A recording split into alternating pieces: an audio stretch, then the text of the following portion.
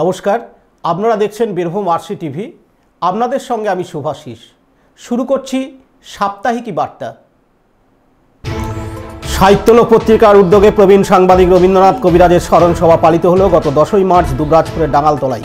উল্লেখ্য, এই প্রবীণ নাগরিক গত 24শে ফেব্রুয়ারি নিজস্ব বাসভবনে পরলোক গমন করেন। কথায়, কবিতায় ও গানের মধ্য দিয়ে তাকে স্মরণ করা হয়। চুরি যাওয়া মোবাইল উদ্ধারের জন্য জেলা পুলিশ প্রশাসনের অপারেশন প্রাপ্তির উদ্যোগে গত 10ই মার্চ 105টি মোবাইল উদ্ধার করে প্রকৃত মালিকদের হাতে তুলে দেওয়া হলো। হারিয়ে যাওয়া মোবাইলগুলি ফেরত পেয়ে খুশি মোবাইল মালিকরা। বাউল দেশ বীরভূম এই বাউল গান গেয়ে বহু শিল্পী বিশ্বখ্যাত হয়েছেন। বাউল ফকিরের উৎসবের শেষ দিন অর্থাৎ 10ই মার্চ বাউল ফকিরের গানে মাতলেন শিল্পীরা। কর্মাশ্রম পরিচালিত দুবরাজপুর বক্রেশ্বর রাস্তার পণ্ডিতপুরের নিকট ছোট সাঁকোর উপর প্রাকৃতিক মনোরম পরিবেশে শুরু হয় এই উৎসব। 11ই মার্চ সকাল 11টা নাগাদ সিউড়ি থানার অন্তর্গত একডালিয়া মোড়ের কাছে একটি মারুতি ভ্যান ও মারুতি সুইফটের মুখোমুখি সংঘর্ষে ঘটনাস্থলে নিহত হন গাড়ির চালক সহ একজন যাত্রী এবং আহত হন 7 জন। অপরদিকে মারুতি সুইফটের পেছনে আসা একটি লরি নিয়ন্ত্রণ হারিয়ে গাছে ধাক্কা মারে এবং নয়নজুলিতে উল্টে যায়। জীবনের দ্বিতীয় বড় পরীক্ষা উচ্চ মাধ্যমিক, কিন্তু লোকপুরে পরপর দুটি বাস বন্ধের 11ই মার্চ দুর্ভোগের শিকার হতে হল উচ্চ মাধ্যমিক পরীক্ষার্থীদের।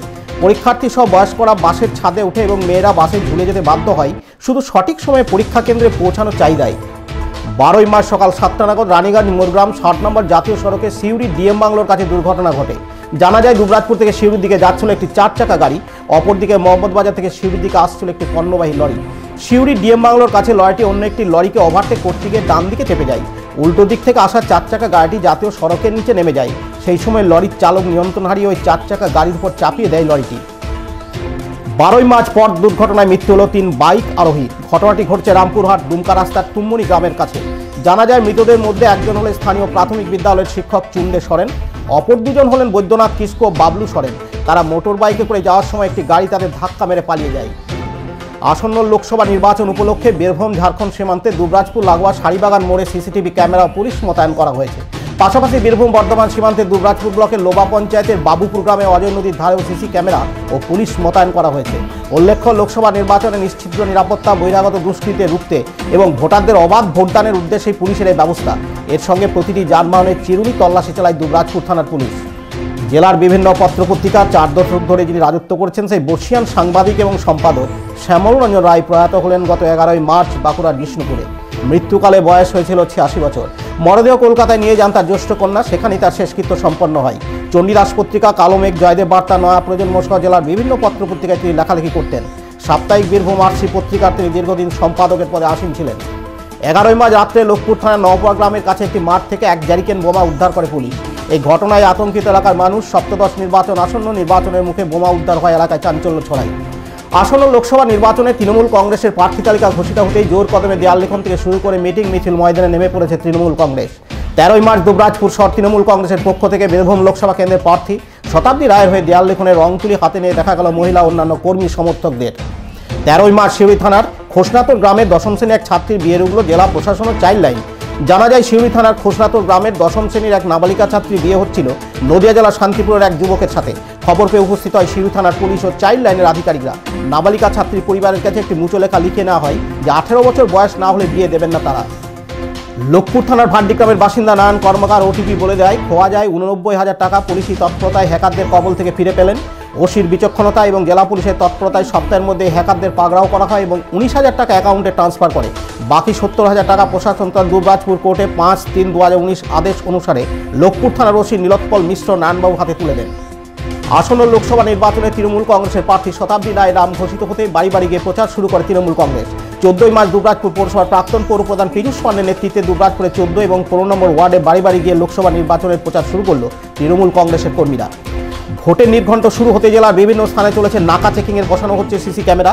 14ই মার্চ খয়রাসোল ব্লকের লোকপুর থানার পশ্চিম প্রান্তে ঝাড়খণ্ড ঘেঁষা ঘাসুনিয়া পুলিশ ফাঁড়ি সংলগ্ন তেমাথা মোড়ের ল্যাম্প পোস্টে বসানো হয় সিসি ক্যামেরা এবং নাকা চেকিং শুরু করেছে পুলিশ। আসন্ন লোকসভা নির্বাচনে ফের বীরভূম কেন্দ্রের তারকা প্রার্থী শতাব্দী রায়।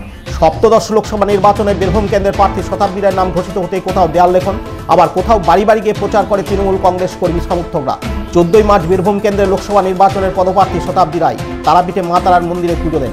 উল্লেখ্য, তারাপীঠের মা তারার পুজো দিয়ে আসন্ন লোকসভা ভোটের প্রচার শুরু করেন বলে জানা যায়।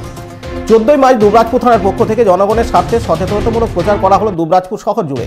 সাম্প্রতিককালে রাজ্যের বিভিন্ন জায়গায় কিছু ব্যক্তি অসৎ উদ্দেশ্যে সমাজের বিভিন্ন স্তরের মানুষের কাছে ছেলে ধরা সংক্রান্ত গুজব ছড়ানোর চেষ্টা করছে, যার পরিপ্রেক্ষিতে ইতিমধ্যে বেশ কিছু নিরীহ মানুষ গণপ্রহারের শিকার হয়েছে। তাই দুবরাজপুর শহর জুড়ে দুবরাজপুর থানার পুলিশ হ্যান্ডবিল বিলির মাধ্যমে সচেতন করে শহরবাসীকে।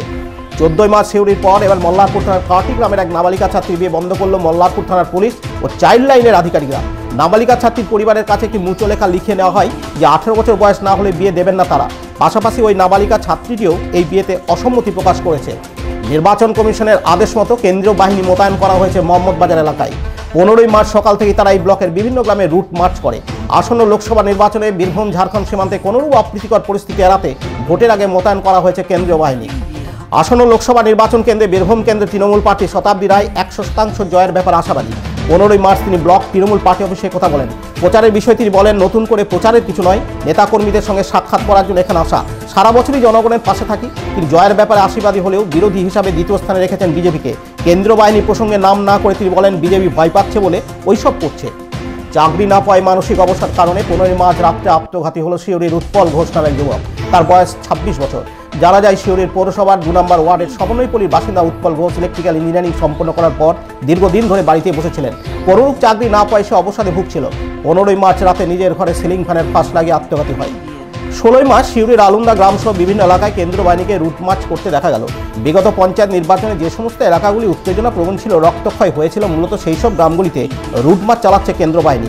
গ্রামের পথ চলতি ভোটারদের ভোট দেওয়ার ব্যাপারে আশ্বস্ত করছে কেন্দ্র বাহিনী।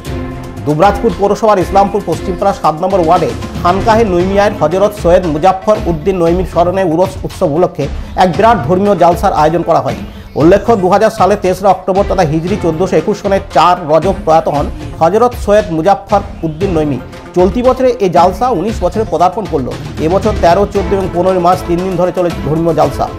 বীরভূম জেলা জমিয়তে উলামায়ে হিন্দের ডাকে জমিয়তে উলামায়ে হিন্দের শতবর্ষ পূর্তি পালিত হল 16 মার্চ ইলামবাজারের বলাকা প্রেক্ষাগৃহে। এদের উপস্থিত ছিলেন রাজ্য জমিয়তে উলামায়ে হিন্দের সভাপতি তথা রাজ্যের গ্রন্থাগারমন্ত্রী মৌলানা সিদ্দিকুল্লাহ চৌধুরী, বীরভূম জেলা সভাপতি মৌলানা আনিসুর রহমান প্রমুখ। ওই দিন সভার মূল বিষয়বস্তু ছিল সম্মিলিত জাতীয়তাবাদের গুরুত্ব এবং তার প্রয়োজনীয়তা, ধর্মীয় সম্প্রীতি রক্ষা করা ও ইসলামিক শিক্ষার বিস্তার নিয়ে আলোচনা করা হয়। সপ্তদশ লোকসভা নির্বাচন আসন্ন। এবার নির্বাচনের প্রতিটি বুথেই থাকছে ভিভিপ্যাট, যার মাধ্যমে ভোটাররা নিজেদের ভোট সম্পর্কে নিশ্চিত হতে পারবেন। বিভিন্ন গ্রামে কিভাবে ভিভিপ্যাটের মাধ্যমে ভোট দিতে হয় তা ভোটারদের দেখানো হচ্ছে। 16 মার্চ দুবরাজপুর ব্লকের উদ্যোগে হেতমপুর কৃষ্ণচন্দ্র কলেজের ছাত্রছাত্রীদের এই বিষয়ে বোঝানো হয় যে ভোটটি দিচ্ছে তা সঠিক জায়গায় পড়ছে কিনা তা হাতে কলমে দেখান দুবরাজপুরের বিডিও অনিরুদ্ধ রায় সহ ব্লকের কর্মীরা।